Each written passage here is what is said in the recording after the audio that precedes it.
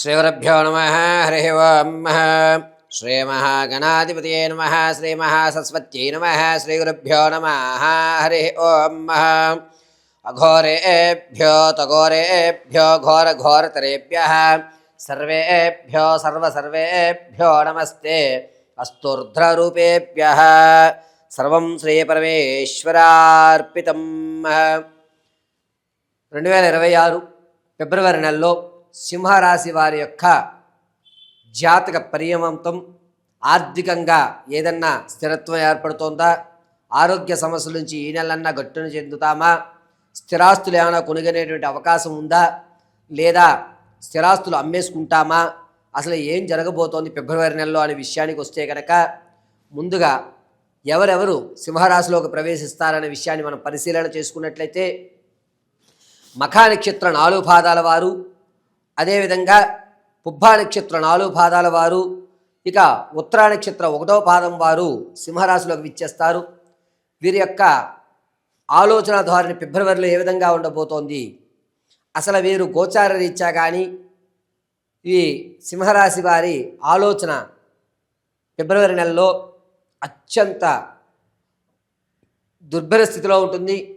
ఏ విషయాన్నన్నా సరే వేగవంతమైన నిర్ణయాలు తీసుకోవడం, వెనక ముందు లేకుండా నిర్ణయాలు టక చెప్పడం, దానివల్ల ఫిబ్రవరిలో అనేకమైన ఆర్థిక ఇబ్బందులు గురవడం, మీరు చెయ్యని దానికి కూడా నేనే చేశానులే ఏమైతుంది ఇప్పుడు అనేటువంటి మాట రావడం, ఒక దృఢమైనటువంటి మాటని మీరు మాట్లాడి అందరి ముందు కూడా వీడు అనవసరం, వీడు ఎలా మాట్లాడుతున్నాడు ఏమిటి అనేటువంటి మాట అనిపించుకోవడం, అసలు మనం ఏం మాట్లాడుతున్నాం అనేది మనకే తెలియకుండా ఆ మాటలు దొల్లడం, దీంట్లో తప్పిదాలు పట్టుకుని ఎదురువాళ్ళు మిమ్మల్ని బ్లేమ్ చేయడం అనేటువంటిది ఎక్కువ జరుగుతూ ఉంటుంది. కాబట్టి సింహరాశి వారు ఫిబ్రవరి నెలలో ఎంత తక్కువగా మాట్లాడుకుంటారో అంత మంచిది.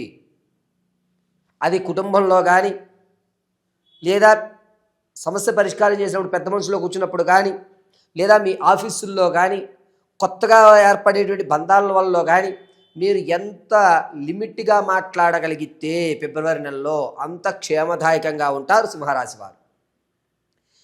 రాజకీయ నాయకుల విషయానికి వస్తే అద్భుతంగా కలిసి వచ్చేటువంటి విషయం, జనాల్లో ఆదరణ కూడా పెరుగుతుంది. విద్యార్థులకు జ్ఞాపక శక్తి కొంచెం తగ్గుతూ ఉంటుంది. దీనివల్ల మీరు ఏదో కోల్పోతున్నాము అనేటువంటి ఒక అస్థైర్యత్వానికి గురవుతూ ఉంటారు. సింహరాశిలో ఉన్నటువంటి వారు తాత ముత్తాతల నుంచి లభించేటువంటి ఆస్తి ఏదైతే ఉందో అది ఈ నెలలో వచ్చేటువంటి అవకాశం లభించట్లేదు. ఆర్థిక పరంగా కాస్త ఊరట కలుగుతుంది. పర్వాలేదు, మనకి ఈ సంవత్సరంలో అయినా సరే భగవంతుడు అనుగ్రహం కలుగుతుంది. నాకు సంపాదించిన దాని మీద ఒక ₹10 కనబడటం, వ్యాపారంలో కొంచెం లాభాలు రావడం, కొత్త పరిచయాల్లో మీకు కలిసి రావడంతో అమ్మయ్య ఈ నెల నుంచి నేను మారుతున్నాను, సంక్రాంతి వెళ్ళిన తర్వాత నాకు అద్భుతంగా కలిసి వస్తుంది అనేటువంటి ఒక నమ్మకం అయితే మీకు కలుగుతూ ఉంటుంది. వ్యాపారాలు చేయాలి అనేటువంటి ఆలోచన వారు పరోక్షంగా వ్యాపారం చేయండి, ప్రత్యక్షంగా చేయవద్దు. పరోక్షంగా మీరు వ్యాపారం చేసినట్టయితే కనుక మీకు కలిసి వచ్చేటువంటి సూచన చెప్పవచ్చు. ముఖ్యంగా ఈ సింహరాశి వారు పట్ల సంబంధించి కానీ, అంటే క్లోత్స్ సంబంధించి కానీ, లేదా తోళ్ల పరిశ్రమలు కానీ, కోళ్ల పరిశ్రమ కానీ, మాంసకృతువులు కానీ, మాంసానికి సంబంధించినటువంటి క్రతువులకు సంబంధించి కానీ చేయడం అత్యంత అద్భుతంగా కలిసి వస్తుంది. విదేశాలకు వెళ్ళాలి అనేటువంటి ఆలోచన ఉన్నవారు ఈ నెలలో శ్రీకారం చుట్టకండి, అంత యోగదాయకంగా లేదు. పైగా మీరు ఒకవేళ విదేశాలకు వెళ్దామని శ్రీకారం చుట్టినా ధన నష్టపోయి మీరు చేసేటువంటి ప్రయత్నం వాయిదా పడేటువంటి అవకాశం లభిస్తోంది. ఇక తాత ముత్తాతల నుంచి లభించేటువంటి ఆస్తి ఏదైతే ఉందో అది లభించేటువంటి అవకాశం ఎక్కువగా గోచరిస్తోంది. దీనివల్ల మీకు ఒక స్థిరమైనటువంటి మానసిక ఆందోళన తగ్గి ఒక ఆనందభరితమైనటువంటి వాతావరణంలోకి ప్రవేశించడం జరుగుతుంది. భార్యాభర్తల మధ్య అన్యోన్యత తగ్గుతుంది, గొడవలు అనేటువంటి పెరుగుతూ ఉంటాయి. పెద్ద మనుషుల్లో కూర్చుని నాకు ఈ బంధాన్ని విడగొట్టేయండి అనేటువంటి మాట మీరు మాట్లాడటం, అందరూ మిమ్మల్ని తప్పిదం పెట్టడం, సరే అని చెప్పి మీ బంధాన్ని కొంచెం తెంపేటువంటి అవకాశం ఎక్కువగా లభిస్తోంది. పాత బంధాలు, అక్రమ సంబంధాలు ఏవైతే ఉన్నాయో అవి మళ్ళా పునరుద్ధరీకరణ అవుతాయి. దీనివల్ల రానున్న రోజుల్లో కూడా మీకు అంత ఇబ్బందిదాయకంగా ఉండదు, కానీ ఈ పాత బంధాలని కొనసాగించడం అనేది ఎక్కువగా లభిస్తూ ఉంటుంది. సింహరాశిలో వారు స్టాక్ మార్కెట్లో కానీ, రియల్ ఎస్టేట్లో కానీ ధనాన్ని వెచ్చించాలి అంటే కనుక ఇదంత పరిణామంగా లేదు.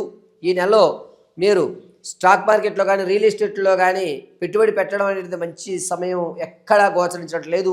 ఈ నెలలో స్టాక్ మార్కెట్లో మీరు ధనాన్ని పెట్టగానే ఉండడమే చాలా మంచిది.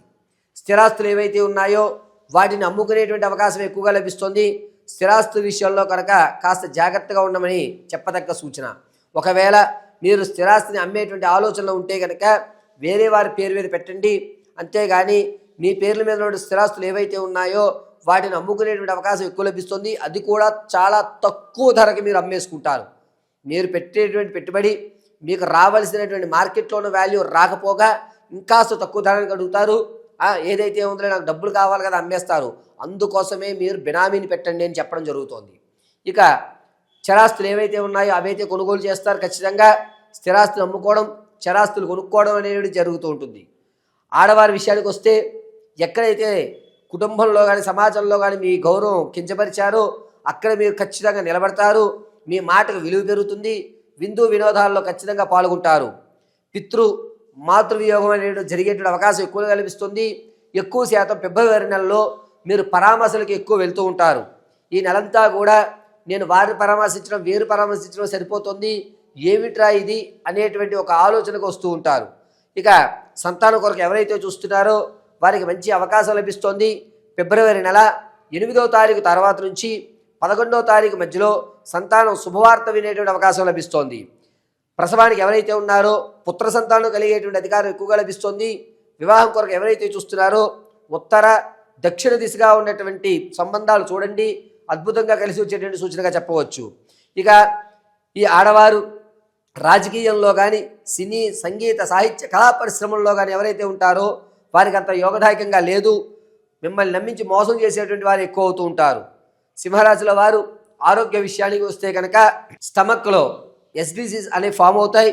పేగు వరవడం, తిన్నది సరిగ్గా వంట పెట్టబడడం, అస్తమానం మంట అనేటువంటిది కడుపులో ఏర్పడడం అనేది జరుగుతూ ఉంటుంది.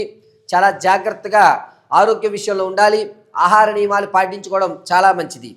ఇక సింహరాశిలో వారి యొక్క జాతక పర్యంతంలో మీ ఆర్థికమైనటువంటి స్థిరత్వం పొందాలి అన్నా, మీకంటూ ఒక ప్రత్యేకమైన గుర్తింపు లభించాలి అన్నా, మీరు అప్పుల బాధ నుంచి తప్పించుకోవాలి అన్నా ఏ విధమైనటువంటి నియమాలు పాటించాలి అంటే ఇప్పటి వరకు చెప్పినటువంటి విషయం అంతా కూడా గోచార రీత్యా మాత్రం తెలియజేయడం జరిగింది. వ్యక్తిగతమైన మీ జాతకాన్ని తెలుసుకోవడానికి కింద స్క్రోల్ అవుతున్న నెంబర్ సంప్రదించండి. మీ date of birth, time, place of birth ఆధారంగా పూర్తి వివరణ చేయడం జరుగుతుంది. ఒకవేళ మీకు కనుక date of birth, time, place of birth తెలియకపోతే మీ ఫోటోను మాకు పంపించడం, మేము అడిగేటువంటి 3 ప్రశ్నలకు మీరు సమాధానం చెప్పడం వల్ల మీ పూర్తి జాతకాన్ని, అసలు ఆర్థికంగా ఎప్పుడు స్థిరత్వం జరుగుతుంది, ఉద్యోగ ప్రాప్తి ఎప్పుడు లభిస్తుంది, వివాహం కాకపోతే ఎప్పుడు వివాహం అవుతుంది, ఒకవేళ వివాహం అయ్యి సంతానం కలగకపోతే ఆ సంతానానికి ఏదన్నా శాంతులు చేసుకోవాలా, లేక అప్పులు తీరేటువంటి మార్గాలు ఏమైనా ఉన్నాయా, మాకు వచ్చేటువంటి ఫ్యూచర్లో వచ్చేటువంటి ప్రమాదాలను మేము తప్పించుకోవాలి అంటే ఏ దేవతారాధన చేయాలి, ఏ హోమాలు చేయించుకోవాలి, ఎటువంటి వ్రతాలు ఆచరించాలి అనేటువంటి పూర్తి విషయాన్ని మీకు తెలియజేయడం జరుగుతుంది. ఇక సింహరాశి వారు ఫిబ్రవరి నెలలో ఏ విధమైన పరిష్కారాలు ఉన్నాయి, ఏ విధమైన నియమాలు పాటించాలి అనేటంటే గోచార రీత్యా సింహరాశి వారు ఫిబ్రవరి నెలలో ప్రతిరోజు కూడా లక్ష్మీ కృష్ణ తులసి మొదటిలో ఆవదంతో ఎర్రటి ఒత్తుతో దీపారాధన చేయడం చాలా మంచిది. పైగా సింహరాశి వారు బుధవారం గణపతి దేవాలయంలో 21 గుంజీలు తీసి గరికమాలని స్వామివారికి సమర్పించడం అద్భుతంగా కలిసి వస్తుంది. పైగా సింహరాశిలో వారు కొత్తగా ఏర్పడేటువంటి బంధాల వల్ల రానున్న రోజుల్లో అద్భుతాలు సృష్టించాలి అంటే కేవలము గణపతి ఆరాధన ఒక్కటి మాత్రమే మిమ్మల్ని రక్షించేటువంటి దైవంగా చెప్పవచ్చు. ప్రతిరోజు కూడా చందనాన్ని అడ్డంగా ధరించండి, అద్భుతమైన ఫలితాలు మీరు చూస్తూ ఉంటారు. సింహరాశి వారి యొక్క ఆలోచన ధోరణి కానీ ఆర్థిక స్థిరత్వాన్ని కానీ లక్ష్మీ గణపతి ఆరాధన గావించండి, శుభస్య శీఘ్రంగా ఉంటుంది.